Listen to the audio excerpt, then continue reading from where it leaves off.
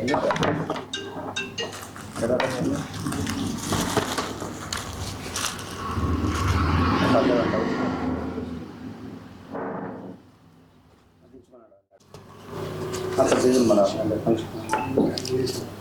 మీద నేను పెట్టినాను.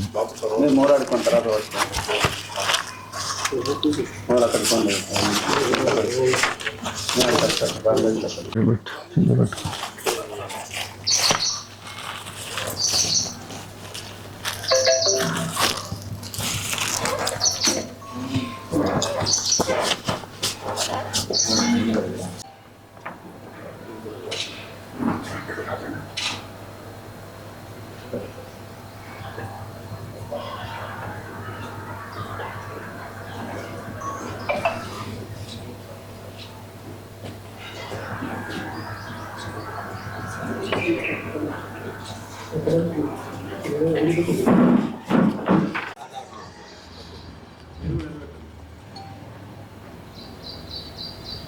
మొదటిగా అందరికీ నమస్కారాలు.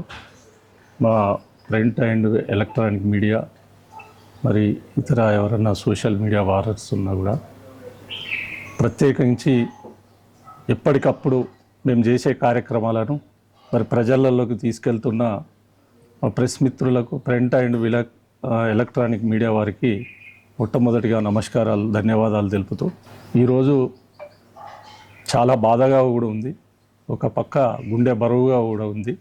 ఎందుకంటే గత 18 సంవత్సరాల నుండి మరి అప్పుడు టీఆర్ఎస్ పార్టీ, ఇప్పుడు బీఆర్ఎస్ పార్టీగా ఉన్న మరి పార్టీకి ఈనాడు ప్రాథమిక సభ్యత్వానికి రాజీనామా చేసే తరుణంలో మరి ఆనాడు 2009 కేసీఆర్ గారు కరీంనగర్ ఎంపీగా ఉండి మరి ఆయన రిజైన్ చేసినప్పుడు ఇప్పుడు ఏదైతే నేను కూర్చున్నానో ఈ స్థలాన్ని అప్పుడు వారి మీద ఉన్న అభిమానంతో అప్పుడు జగిత్యాల ఇన్ఛార్జి చంద్రశేఖర్ ఇక్కడ జగిత్యాల ఇన్ఛార్జిగా వచ్చిండే టీఆర్ఎస్ పార్టీకి.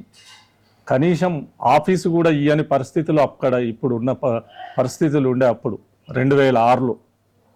ఆ సమయంలో మేము ఈ ఇల్లునే ఒక ఆఫీస్గా చేసి దాదాపు ఇక్కడ ఉన్న కార్యకర్తలు జగిత్యాల ప్రాంతం వాళ్ళకు కావచ్చు, వారి వెంబడి వచ్చిన ఇన్ఛార్జీలకు కావచ్చు, డైలీ ఒక 300 మందికి అన్ని వసతులు, భోజన వసతులతో సహా కేసీఆర్ గారు గెలవాలి, తెలంగాణ వాదం నిలబడాలన్న గొప్ప ఉద్దేశంతో కేసీఆర్ గారి వెంట ఉండాలని ఆనాడు సామాన్య కార్యకర్తగా ఒక ఎంపీటీసీగా ఉండి మరి నేను ఈ కేసీఆర్ గారి నాయకత్వంను ఆనాటి నుంచి నడవడం జరిగింది.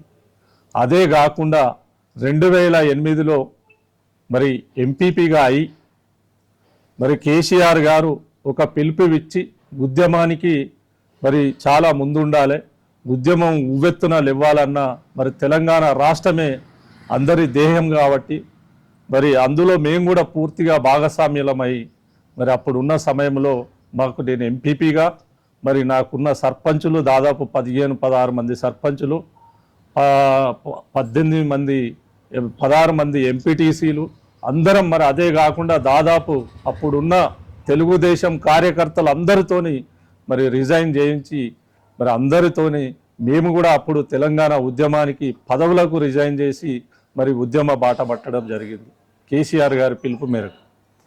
మరి ఆనాడు 2009లో మరి బీఆర్ఎస్తో పొత్తు పెట్టుకొని మరి టీఆర్ఎస్ పార్టీతో పొత్తు పెట్టుకొని మరి ఆనాడు ఏదైతే తెలుగుదేశం పార్టీ అవి రెండు కలిసి వస్తే డీలిమిటేషన్లో భాగంగా మా ధర్మపురి కాన్స్టిట్యున్సీ ఎస్సీ రిజర్వ్డ్ కావడం, ఆ దాంట్లో మా గౌరవ అప్పుడున్న ఎమ్మెల్యేగా ఆయన మేడారం కాన్స్టిట్యున్సీ చేసిండు, మా ధర్మపురికి వారు రావడం, వారు మా ఇంటికి వచ్చి రాజేందర్ అన్న నాకు మీ సహకారం కావాలని అంటే తప్పనిసరి అన్న మీరు అగ్గిలా దునుకుమంటే దునుకుతాం, తెలంగాణ ఉద్యమం గురించి కేసీఆర్ గారి మీద ఉన్న ప్రేమ గురించి తెలంగాణ రాష్ట్ర సాధన గురించి మేము తప్పనిసరి మీ వెంట వస్తామని చెప్పి ఆనాడు మాట ఇచ్చినాం. నాటి నుంచి ఈనాటి వరకు వారికి 4 సార్లు ఎమ్మెల్యేగా వారు ఉద్యమ సమయంలో రాజీనామా చేసిన మరి ఇంకో ఇబ్బందులు ఉన్న వారి వెంటనే నడిచినాం.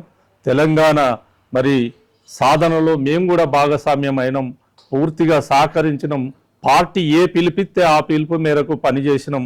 మేము అప్పుడున్న సమయంలో కాంగ్రెస్ పార్టీకి అప్పుడున్న ఎన్నో ఇబ్బందులకు అప్పుడున్న పార్టీలు, అధికార పార్టీలు కావచ్చు, చాలా పార్టీలు ఇబ్బందులు పెట్టినా కూడా అవన్నీ అధిగమించి మేము ఓర్చుకొని తెలంగాణ ఉద్యమానికి పూర్తిగా పనిచేసి ఇలా రాష్ట్ర సాధనలో భాగస్వామ్యం అయితే మాకు అవకాశాలు ఉండి కూడా నిజంగా కూడా బలహీన వర్గాల నుంచి వచ్చిన ఒక 300 కాపు బిడ్డగా నిజంగా కూడా నన్ను హోన్ చేసుకోలేకపోయినారు.